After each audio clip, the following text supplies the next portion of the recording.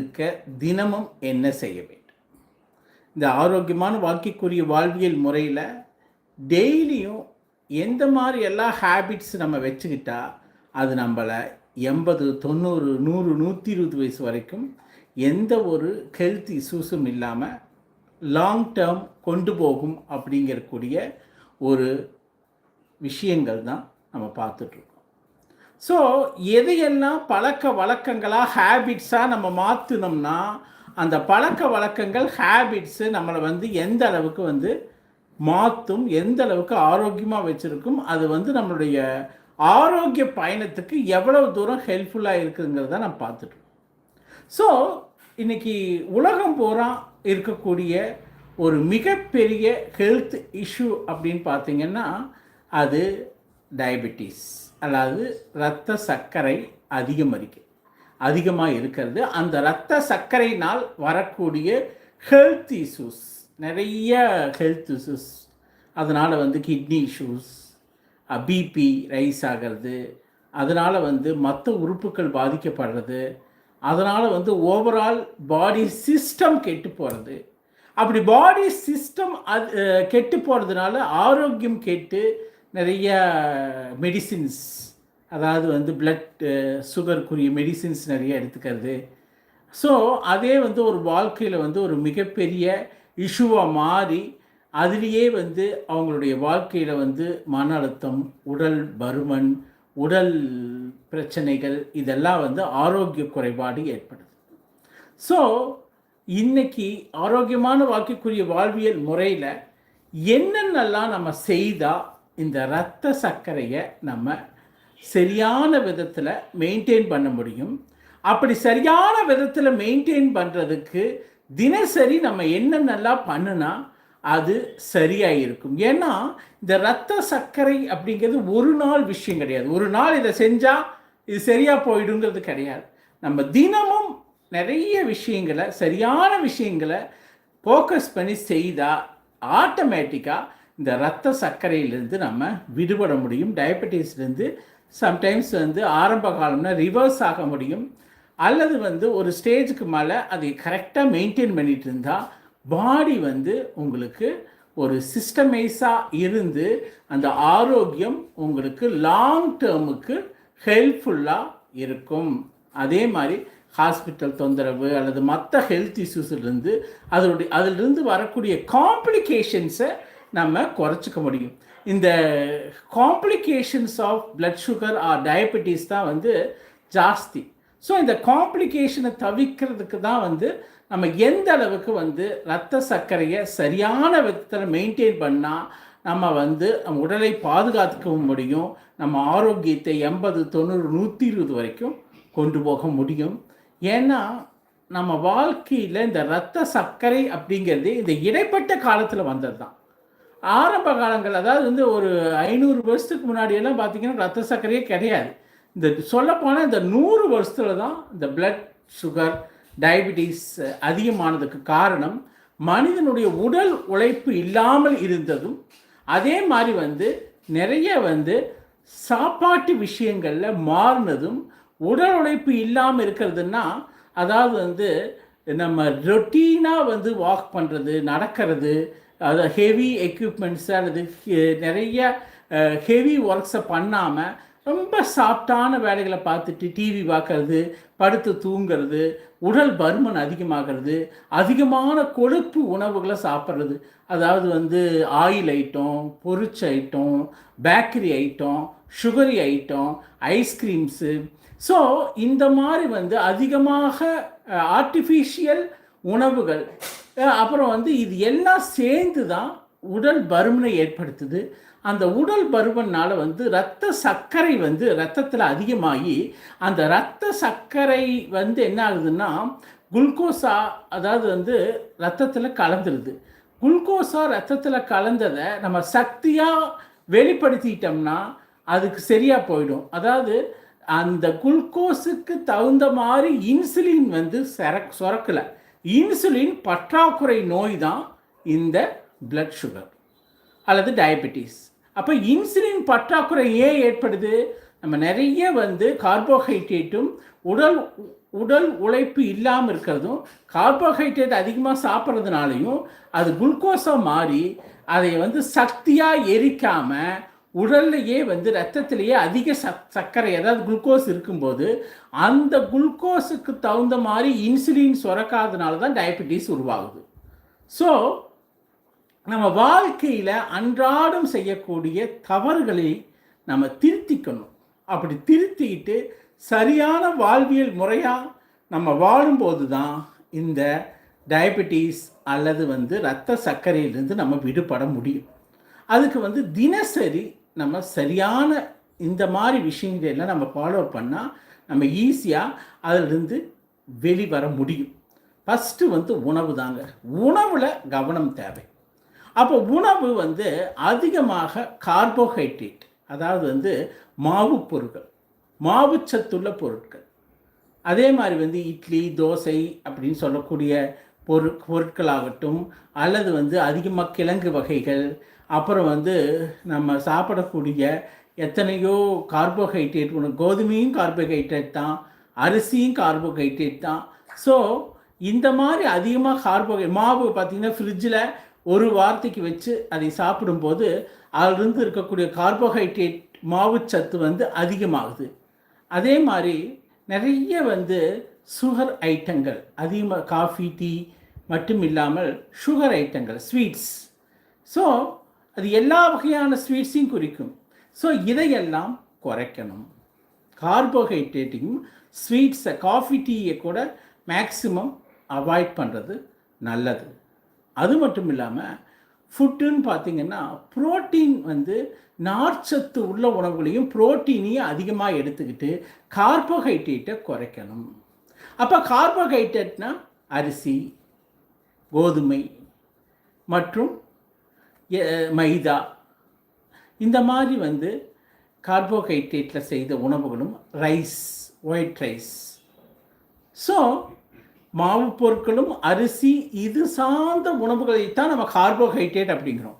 இந்த கார்போஹைட்ரேட் உணவுகளை குறைத்து கொண்டு புரோட்டீன் அதிகப்படுத்திக்கணும்.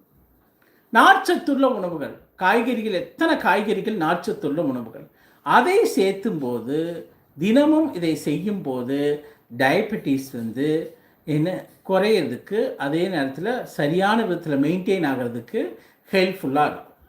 இப்போ டெய்லியும் காலையில் இட்லி, நைட்டு தோசை, காலையில் தோசை, நைட்டு தோசை அல்லது இப்படியே இருக்கும்போது உங்களுடைய பிளட் சுகர் குறையவே குறையாது. அப்போ காலையில் வந்து நைட்டு பழங்கள், காலையில் நிறைய தானியங்கள் முழு தானியங்கள், அதில் ஃபைபர் கண்டென்ட் அதிகமாக இருக்கும், தானியங்கள், அப்புறம் முட்டை அல்லது பல்சஸ். ஸோ இந்த மாதிரி கொஞ்சம் ரைஸை எங்கெங்கெல்லாம் குறைக்க முடியுமோ அங்கெல்லாம் குறைச்சிக்கிறது பெஸ்ட்டு. மதியம் ஒரு கப்பு ரைஸ் அப்படிங்கிறது நீங்கள் சாப்பிட்ருந்தீங்கன்னா அதை அரை கப்பு ஆக்கிட்டு அந்த மீதி அரை கப்புக்கு வெஜிடபிள்ஸும் அதே நேரத்தில் ஃப்ரூட்ஸு, ஃபைபர் அதாவது எக்கு, காய்கறிகள், ஃப்ரூட்ஸு இதெல்லாம் ஒரு அரை கப்புக்கு ரைஸ். ஸோ இந்த மாதிரி ஆஃப் கப் வந்து நீங்கள் ரைஸை வந்து அப்படியே முழு கப்பாக இருந்த ரைஸை குறைச்சி அரை கப் ஆக்கணும். அதே நேரத்தில் ஃபுட்டை வந்து பார்த்திங்கன்னா லிக்விட் ஃபுட்டு அதிகமாக எடுத்துக்கணும். மோர் நல்லா வந்து தயிர்லேருந்து டைரெக்டாக தயிராக எடுத்துக்காமல் மோராக வெண்ணெய் எல்லாம் எடுத்துட்டு மோராக எடுத்துக்கலாம். அப்புறம் நைட்டு வந்து ஹெவி ஃபுட்டே வேண்டியதில்லை. லைட்டான ஃபுட்டு 7 மணிக்குள்ளே சாப்பிடணும். 7 மணிக்குள்ளே ரொம்ப லைட்டான ஃபுட்டை நைட்டு எடுத்துக்கணும். அதில் வந்து மேக்ஸிமம் கார்போஹைட்ரேட் இருக்கக்கூடாது. அப்போ கார்போஹைட்ரேட் என்ன? இட்லி, தோசை, அதே நேரத்தில் வந்து வேறு சப்பாத்தி கூட வந்து கார்போஹைட்ரேட் தான், மைதா, பரோட்டா.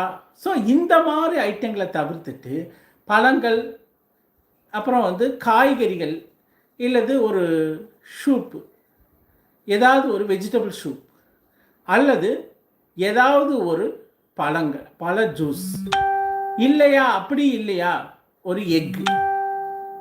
ஸோ இல்லது ஒரு ஃபிஷ்ஷை வேக வச்சது, சிக்கனை வேக வச்சது, அல்லது இது எல்லாமே இல்லையா, ஜஸ்ட்டு வந்து ஒரு பாசிப்பயிறு, சுண்டல் கடலை இதை வேக வச்சு சாப்பிட்டு வாட்டரை குடிச்சிங்கன்னா அது கூட உங்கள் நைட்டுக்கு டின்னருக்கு ஒரு பெஸ்ட்டு டயபிட்டிஸுக்கு உரிய உணவாக அமையும். ஸோ நம்ம உணவில் தான் வந்து ஃபஸ்ட்டு விஷயமே. நம்ம சாப்பிடக்கூடிய சாப்பாடு அதிக கார்போஹைட்ரேட்டுகள் இருந்ததுன்னா அந்த கார்போஹைட்ரேட் என்ன, மாவுச்சத்துக்கள்.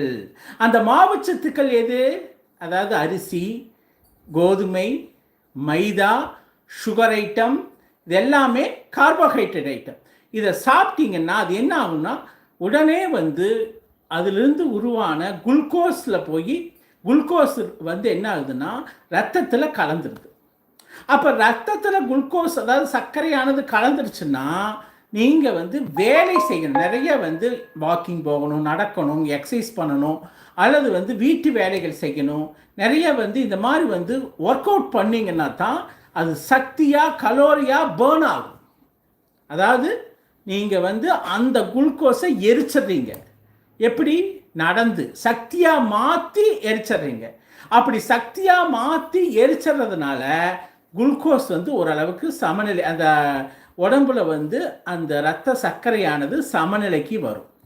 அதாவது உங்கள் பேங்கரியாஸிலிருந்து கணையத்திலிருந்து சுரக்கக்கூடிய இன்சுலின் அளவும் இந்த குளுக்கோஸும் நீங்கள் சாப்பிட்டதுனால வந்த குளுக்கோஸும் ஈக்குவலாக இருந்ததுன்னா இரத்த சர்க்கரை அளவாக இருக்கும். ஆனால் குளுக்கோஸை நீங்கள் சாப்பிட்ட சாப்பாடு அதிகமாக இருந்து அந்த இரத்தத்தில் இருக்கக்கூடிய குளுக்கோஸ் வந்து அதிகமாகி இன்சுலின் வந்து குறைவாக சுரந்ததுன்னா, அதாவது இந்த குளுக்கோஸுக்கு இந்த இன்சுலின் பத்தலைன்னா அந்த பற்றாக்குறை நோய் தான் இந்த இரத்த சர்க்கரையை அதிகப்படுத்தி காட்டுகிறது. அதுதான் வந்து 300, 400, 500ன்னு போகிறது குளுக்கோஸ். ஸோ ஒன்று நமக்கு வந்து சரியான சாப்பாடு, அதாவது அதிகமாக நார்ச்சத்துள்ள உணவுகள், கிளைக்கெமிக் இண்டெக்ஸ் அப்படிம்பாங்க. ஸோ இந்த கிளைக்கெமிக் இண்டெக்ஸ் அல்லது வந்து நார்ச்சத்து அதிகமாக இருக்கக்கூடிய உணவுகள், அதே நேரத்தில் கார்போஹைட்ரேட்டை விட்டு புரோட்டீன் அதிகமான உணவுகள், முட்டை, பயிர் வகைகள், தானிய வகைகள், அது பார்த்திங்கன்னா வந்து பாசி பயிராக இருக்கலாம், தட்டை பயிராக இருக்கலாம், சுண்ட கடலைகளாக இருக்கலாம், நிலக்கடலைகளாக இருக்கலாம். இதெல்லாமே வந்து புரோட்டீன் ரிச் ஃபுட்ஸு.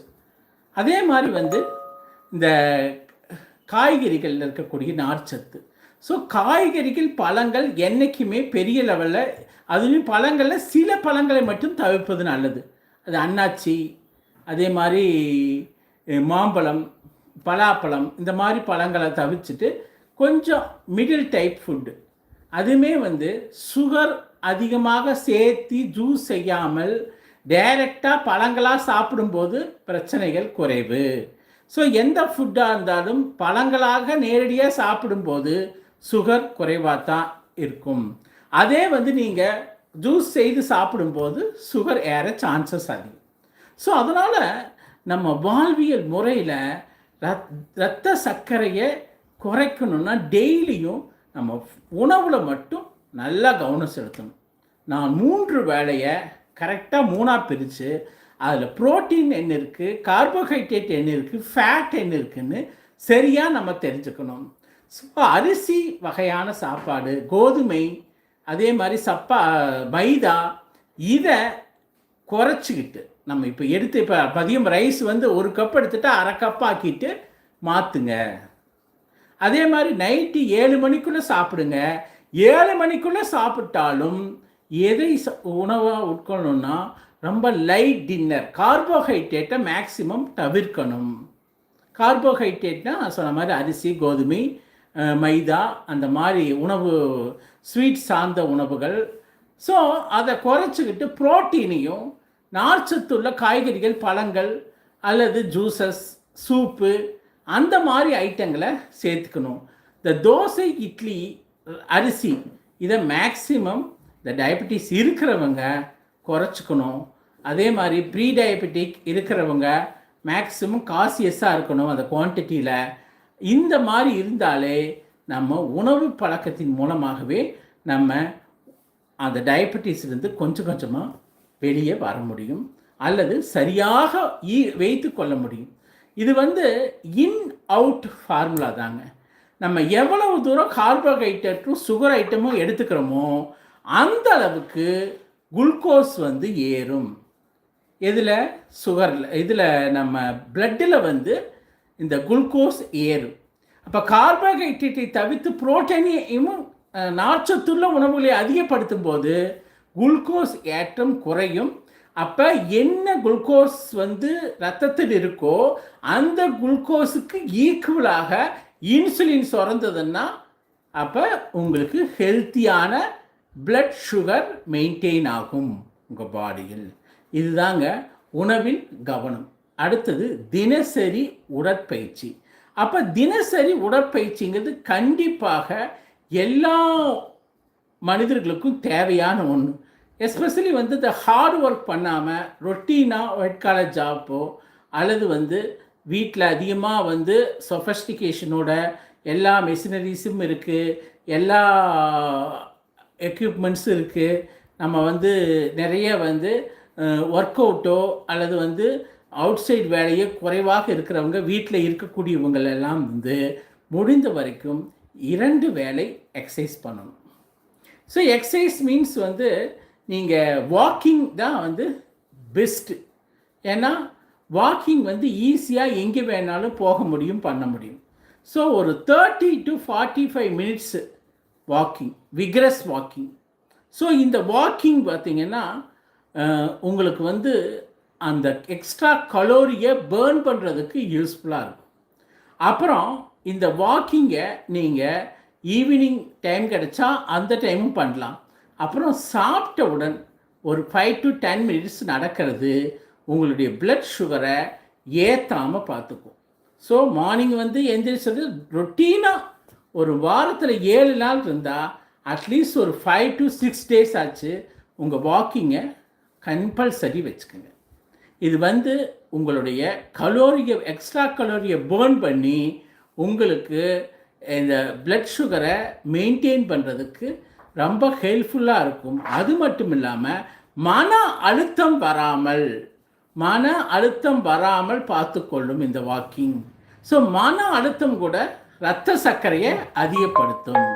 ஸோ அதனால் மன அழுத்தமும் வரக்கூடாது, பாடியும் நல்லா இருக்கணும்னா நடக்கணும் அல்லது எக்ஸசைஸ் பண்ணணும். ஸோ மார்னிங் ஒரு 40-45 மினிட்ஸ், அப்புறம் ஈவினிங் உங்களுடைய டைமை பொறுத்து ஒரு 30 மினிட்ஸ், அப்புறம் இன்பிட்வீன் சாப்பிட்டதுக்கப்புறம் உங்களுக்கு மதியம் ஆஃப்டர்நூன் உங்களுக்கு டைம் இல்லைன்னா நைட்டு டின்னருக்கு அப்புறம் கம்பல்சரி ஒரு 10 மினிட்ஸ் வாக்கிங் போகிறத நீங்கள் வச்சுக்கணும். இப்படி வாக்கிங் போனாலே எக்ஸ்ட்ரா உடம்பில் தேங்கி இருக்கக்கூடிய கழிவுகள் அப்படியே கரைஞ்சிரும். அப்படின்னா கலோரியாக பேர்ன் அவுட் ஆகிடும், சக்தியாக மாறி அது சக்தியாக மாறி உங்களுக்கு பிளட் சுகரை குறைச்சி கொடுக்கும். ஸோ உங்களுக்கு பாடியில் சுரக்கக்கூடிய இன்சுலினும் அந்த இரத்த சர்க்கரையும் எப்படின்னா சரியாக இருந்தால் இரத்த சர்க்கரை கரெக்டாக இருக்கும், இல்லைங்க போது தான் இந்த பிரச்சனை. ஸோ அதுக்கு நீங்கள் பாடி ஒரு நாள் ஃபுல்லாக ஆக்டிவாக வச்சுக்கணும். அப்படி ஆக்டிவாக இல்லாத போது அட்லீஸ்ட் மார்னிங் ஈவினிங் வாக்கிங் போயிட்டு அந்த அட்லீஸ்ட் டின்னருக்கு அப்புறம்னாச்சு ஒரு 10 மினிட்ஸு நடக்கணும். இப்படி நடக்கும்போது உங்களுடைய கலோரிகள் பேர்ன் அவுட் ஆகிட்டு உங்களுக்கு பிளட் சுகர் நார்மல் ஆகிறதுக்கு சான்சஸ் அதிகம். அதுக்கப்புறம் உடல் எடை எப்பவுமே அதிகமாக உடல் பருமன் இருக்கிறவங்களுக்கு இந்த இரத்த சர்க்கரை சான்சஸ் அதிகமாக இருக்குது, பிளட் சுகர் டயபிட்டிஸ். அதனால் உங்களுக்கு எவ்வளோ உடல் எடை இருந்தாலும் அதை குறைத்து நார்மலாக உங்களுடைய வெயிட்டு ஹைட்டை பாருங்கள். உங்களுடைய ஹைட்டு ஒரு 160 சென்டிமீட்டர் இருந்தால் அந்த 160 சென்டிமீட்டரில் 100 குறைச்சி அது 60 சென்டிமீட்டர் தான் உங்களுடைய கரெக்டான வெயிட்டு. அதாவது பிஎம்ஐன்னு சொல்லுவோம். ஸோ உங்களுடைய வெயிட்டை வந்து ஸ்டாண்டர்டாக வச்சுக்கோங்க. அப்படி வச்சுக்கிட்டா அதிகப்படியான கொழுப்புகள் தேங்கிறதுக்கும் இந்த இரத்த சர்க்கரை வர்றதுக்கும் சான்சஸ் இல்லாமல் போயிடும். அதே நேரத்தில் இரத்த சர்க்கரையை சரியாக மெயின்டைன் பண்ண பாடி ஃபிட்டாக இருக்கணும். அப்படி பாடி ஃபிட்டாக இருக்கணும்னா உடல் எடையை சரியான விதத்தில் பராமரிக்கணும். அப்புறம் பார்த்திங்கன்னா நிம்மதியான தூக்கம். நைட்டு ஒரு 10 மணிக்கு படுத்தா அட்லீஸ்ட் ஒரு 7லிருந்து 8 மணி நேரம் நல்லா தூங்கணுங்க. அப்படி தூங்குனா உடலில் இருக்கக்கூடிய ஹார்மோன்கள் அது மட்டும் இல்லாமல் உடல் இருக்கக்கூடிய என்டையர் சிஸ்டமே நல்லா வேலை செய்யும். ஸோ ஹார்மோன்கள் நன்றாக வேலை செய்யணும். உடலில் இருக்கக்கூடிய ஒவ்வொரு உறுப்பும் நன்றாக வேலை செய்யும். அப்படி வேலை செய்யணும்னா நல்ல தூக்கம் அவசியம். ஸோ 7 மணி நேரம் 8 மணி நேரம் ஒரு இருட்டான அறையில் நல்லா தூங்குனீங்கன்னா அந்த தூக்கமானது உங்களுக்கு எல்லா விதமான பிரச்சனைகள்லேருந்தும் விடுபட உதவும். நோய் எதிர்ப்பு சக்தியை கொடுக்கும். தூக்கம் உங்களுடைய ஹார்மோனை சமநிலைக்கு கொண்டு வரும். உங்களுடைய ஒவ்வொரு உறுப்பும் சரியாக வேலை செய்வதற்கு இந்த தூக்கம் தேவைப்படுது. மன அழுத்தத்தை குறைக்கும். மன அழுத்தத்தை குறைச்சா தான் இரத்த சர்க்கரையின் அளவு சரியாக இருக்கும். இன்சுலின் நல்லா சுரக்கணும்னா நமக்கு வந்து எப்படி இருக்கணும்? நல்லா தூங்கி எந்திரிக்கணும். சும்மா நைட்டு தூங்கி இன்பிட்வீன் எந்திரிக்கிறது அல்லது வந்து சரியாக தூங்காமல் இருக்கிறது. அப்படி சரியாக தூங்காமல் இருந்தால் பாடியில் சிஸ்டம் சரியாக வேலை செய்யாது. கழிவுகள் சரியாக வெளியேறாது. அப்படி வெளியேறாமலும் சிஸ்டம் வேலை செய்யலினா பிளட் சுகர் அதிகமாகத்தான் சேர்க்கும். ஸோ நன்றாக தூங்கினாலே வந்து இந்த ஹார்மோன் சமநிலை ஆகிட்டு உறுப்புகள் சரியான விதத்தில் வேலை செய்யணும். இன்சுலின் சரியாக சுரந்து மன அழுத்தம் இல்லாமல் இருந்தாலே பிளட் சுகரை ஈஸியாக சமாளிக்க முடியும். ஸோ அப்புறம் வந்து மன அழுத்தம் இல்லாமல் பார்த்துக்கணும். நம்ம எப்போவுமே நம்மளை ஹாப்பியாக சந்தோஷமாக வச்சுக்கணும். எது வந்தாலும் எதை பற்றியும் ரொம்ப கவலைப்படக்கூடாது. எந்த விஷயத்துக்காகவும் நம்ம ரொம்ப வந்து சேடாக ஒரு சந்தோஷமே இல்லாமல் ஹாப்பியே இல்லாமல் இருந்தோம்னா அந்த மன அழுத்தம் இரத்த சர்க்கரையையும் இரத்த அழுத்தத்தையும் அதிகரிக்கும். அதனால் வந்து இரத்த சர்க்கரையை குறைக்கணும், அதே மாதிரி நார்மலாக வச்சுக்கணும் அப்படிங்கிறவங்க எப்போவுமே ஒரு டேக் இட் ஈஸி பாலிசின்னு சொல்லுவாங்க. எதையுமே லைஃப்பை வந்து என்னத்தை கொண்டு வந்தோம் என்னத்தை கொண்டு போகிறோம், இருக்கிற வரைக்கும் ஹாப்பியாக சந்தோஷமாக இருக்கணும். அப்போ ஹாப்பியாக சந்தோஷம் யாரு கூடயும் ஒப்பிடாதீங்க. எதை பற்றியும் நினச்சி கவலைப்படாதீங்க. நேற்றையை பற்றியும் கவலைப்படாதீங்க, நாளையை பற்றியும் கவலைப்படாதீங்க. இன்றைக்கி இருக்கக்கூடியது போனஸ். ஒவ்வொரு நாளும் எனக்கு போனஸ். ஸோ இந்த போனஸ் வாழ்க்கையை நான் ஹாப்பியாக சந்தோஷமாக என்ஜாய் பண்ணுவேன். எனக்கு எதை பற்றியும் கவலை இல்லை. அசட்டை பற்றியும் கவலை இல்லை, வருவதை பற்றி கவலை இல்லை, போவதை பற்றி கவலை இல்லை.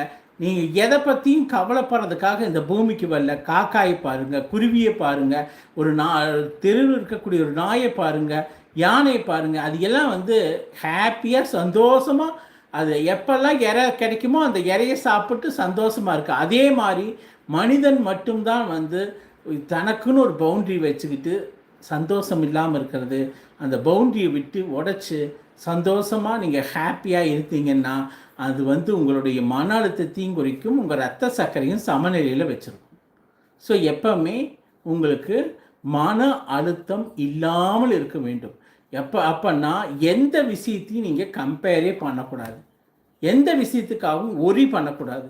ஆனால் சொல்கிறது ஈஸிங்க அப்படின்னா சொல்கிறது ஈஸி தான், ஆனால் செய்வதும் ஈஸியாக நமக்கு நாமே செய்து கொள்ள வேண்டும். நீங்கள் கவலைப்படுறதுனால இந்த உலகத்தில் எதுவுமே மாறப்போவது இல்லை.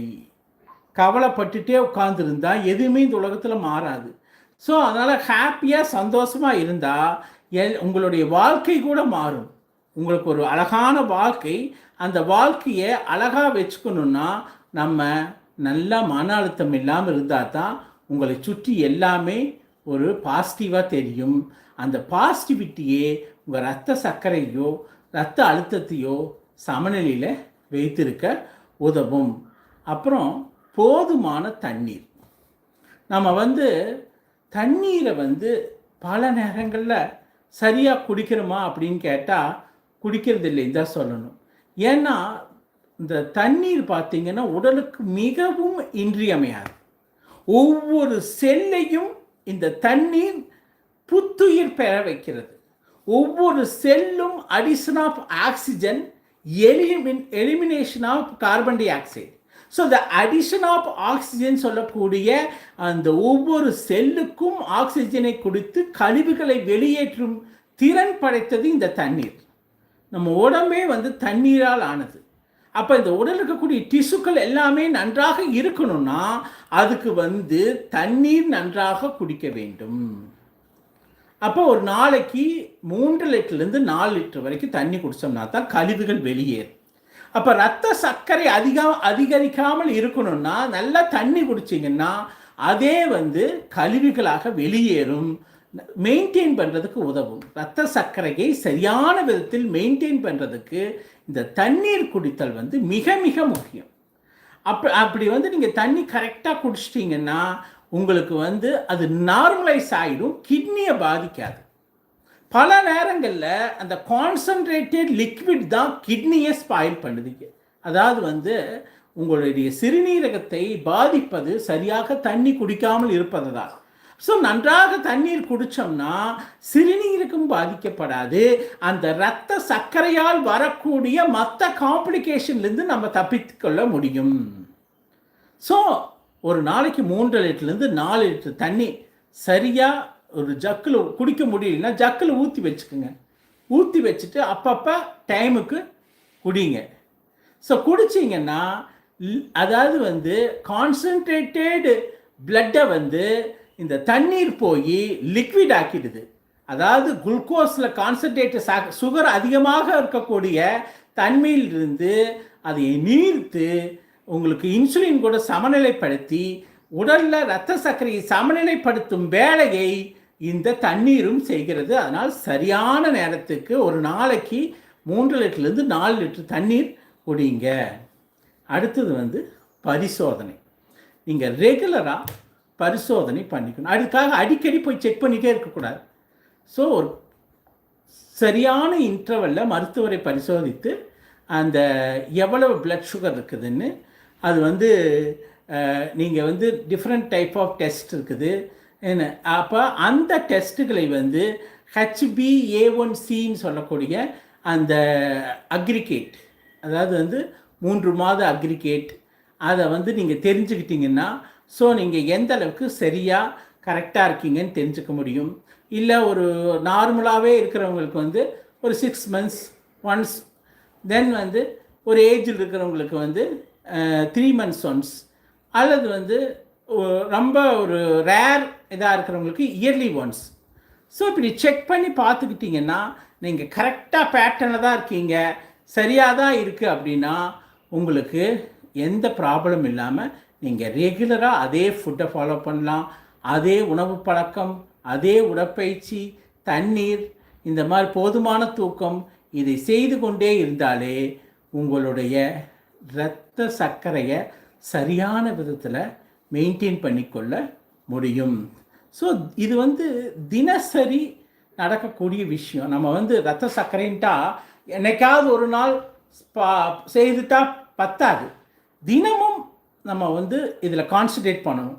தினமும் நம்மளுடைய பழங்கள், காய்கறிகள், உடற்பயிற்சி, போதுமான தண்ணீர், தூக்கம், மன அழுத்தம் இல்லாமல் இருக்கிறது. ஸோ இது எல்லாமே சேர்த்து தான் இந்த இரத்த சர்க்கரையை அதிகரிக்காமல் இருக்க வைக்கும். ஸோ இரத்த சர்க்கரை அதிகரிக்காமல் இருக்க தினசரி செய்ய வேண்டியவை இவை தான் தினசரி செய்ய வேண்டியவை. அப்போ 3 மாதம் 6 மாதம் 1 வருஷத்துக்கு ஒரு தடவை டெஸ்ட்டுகள் பண்ணிக்கலாம். அப்படி டெஸ்ட்டுகளை பண்ணி நம்ம பார்த்துக்கலாம் ஓகேன்ட்டு. ஸோ நல்ல காய்கறிகள், பழங்கள், சர்க்கரை இல்லாதது, கார்போஹைட்ரேட் இல்லாதது, நல்ல தூக்கம், நல்ல மனநிலையில் இருக்கிறது, மன அழுத்தம் இல்லாமல் இருப்பது, தினசரி உடற்பயிற்சி ரொம்ப ரொம்ப முக்கியம். அதிகமாக உட்காந்துக்கிட்டோ படுத்துக்கிட்டோ ஐடியலாக இருந்தீங்கன்னா ஏதாவது என்கரேஜ் பண்ணிக்கிங்க. உடலை வந்து ஃப்ளெக்சிபிளாக வச்சுக்கோங்க. அதிகமாக வெஹிக்கிளை தவிர்த்து நடைகளை அதிகமாக்குங்கள். உங்களுடைய ஆக்டிவிட்டீஸை அதிகப்படுத்துங்க. உங்கள் ஆக்டிவிட்டீஸை அதிகப்படுத்தினாலே ஆட்டோமேட்டிக்காக பிளட் சுகர் நார்மல் ஆகும். ஸோ உடற்பயிற்சி, உணவு பழக்கம், உடல் எடையை சரியாக பராமரிக்கிறது, போதுமான தூக்கம், போதுமான தண்ணீர், அப்புறம் பரிசோதனை சரியாக செய்கிறது. ஒரு நாள் நீங்கள் இந்த மாதிரி விஷயங்களை செய்தால் பத்தாது. டெய்லியும் ரொட்டீனாக செய்யணும். அப்படி ரொட்டீனாக செய்தால் இந்த இரத்த சர்க்கரையை அதிகரிக்காமல் நார்மலாகவே வச்சுக்க முடியும். ஸோ யார் கையில் இருக்குதுன்னா உங்கள் கையில் தான் இருக்குது. நீங்கள் ரொம்ப சோகமாக மன அழுத்தத்தோடு ஒரே இடத்துல சோஃபா செட்லேயோ ஒரு சேர்லேயோ உட்காந்துட்டே இருந்தால் இரத்த சர்க்கரை அதிகமாகத்தான் இருக்கும்.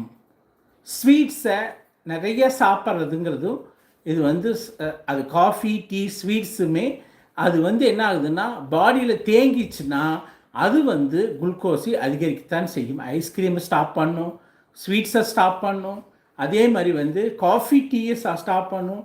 அதிகமாக சர்க்கரை உள்ள உணவுகளை எல்லாமே ஸ்டாப் பண்ணும். மைதாக்களை ஸ்டாப் பண்ணும், மைதா சார்ந்த உணவுகளை எல்லாம் ஸ்டாப் பண்ணும். அதிகமாக மாவை ஃப்ரிட்ஜில் வச்சு சாப்பிட்றத தவிர்த்துட்டு டெய்லியும் எவ்வளவு தூரம் ஃப்ரெஷ்ஷாக ப்ரிப்பேர் பண்ணி சாப்பிட முடியுமோ அவ்வளோ தூரம் சாப்பிடுங்க. ஃப்ரிட்ஜில் இருந்து வச்சு எடுத்து சாப்பிட்றதுனால உங்களுடைய சுகர் கண்டென்ட் அதிகமாகும், பல மடங்கு கொலஸ்ட்ரால் கண்டென்ட் அதிகமாகும். அதை புரிஞ்சு வச்சுட்டு எல்லாமே நம்ம கையில் தான் இருக்குது. காய்கறிகள், பழங்கள் ஃப்ரெஷ்ஷாக வாங்கி சாப்பிடுங்க. எந்த அளவுக்கு இயற்கை உணவுகளை எடுத்துக்கிறீங்களோ அந்த அளவுக்கு உங்கள் பாடி சிஸ்டம் நன்றாக இருக்கும். எந்த அளவுக்கு ஃபைபர் ஃபுட், அதாவது நார்ச்சத்து உள்ள உணவுகளை எடுத்துக்கிட்டிங்கன்னா இரத்த சர்க்கரை ஏறாமல் இருக்கும். ஸோ ஓவராலாக நம்ம இரத்த சர்க்கரை அதிகரிக்காமல் இருக்கணும்னா இதை தினமும் டெய்லியும் செய்து கொண்டே வந்தால் நம்ம இரத்த சர்க்கரை நார்மலாக இருக்கும். எந்த ஒரு டயபெட்டிஸ் அல்லது இரத்த சர்க்கரை காம்ப்ளிகேஷன் இல்லாமல் ஆரோக்கியமாக வாழ முடியும். அதுவே நம்ம 80, 90, 120 வயசு வரைக்கும் கொண்டு செல்லும். இதுதாங்க ஆரோக்கியமான வாழ்க்கைக்குரிய வாழ்வியல் முறை. பகுதி 94. இரத்த சர்க்கரை அதிகரிக்காமல் இருக்க தினமும் என்ன செய்ய வேண்டும், அது நம்ம இத்துடன் முடிஞ்சது. இந்த கருத்துக்கள் எல்லாம் பிடிச்சிருந்தா நம்ம சேனல் லைக் பண்ணுங்கள், ஷேர் பண்ணுங்கள், சப்ஸ்கிரைப் பண்ணுங்கள். அப்போ தான் உடனே என்ன ஒரு வீடியோ போட்டாலும் லைவ் போட்டாலும் உங்களுக்கு சேரும். ஸோ மறக்காமல் சப்ஸ்கிரைப் பண்ணுங்கள். நம்ம சேனலில் ஆரோக்கியமான வாழ்க்கைக்குரிய வாழ்வியல் முறையும் அதே மாதிரி மனதோடு கொஞ்சம் பேசுங்கள்னு 2 சீரீஸ் போயிட்டுருக்கு. நிறைய வீடியோஸ் நாங்கள் போட்டிருக்கோம். இது எல்லாமே உடலுக்கும் மனதுக்குமான அவேர்னஸ் வீடியோ. இது எல்லாமே நம்முடைய பிளேலிஸ்ட்லேயும் இருக்குது, வீடியோ செக்ஷன்லையும் இருக்குது. போய் பாருங்கள், உங்களுடைய மேலான கருத்துக்களை தெரிவிங்க. கண்டிப்பாக உங்கள் உடலுக்கும் மனதுக்கும் இது ஒரு மிகப்பெரிய அவேர்னஸை கொடுக்கும். நம்ம வேறொரு நேரலையில் சந்திப்போம். நன்றி, வணக்கம்.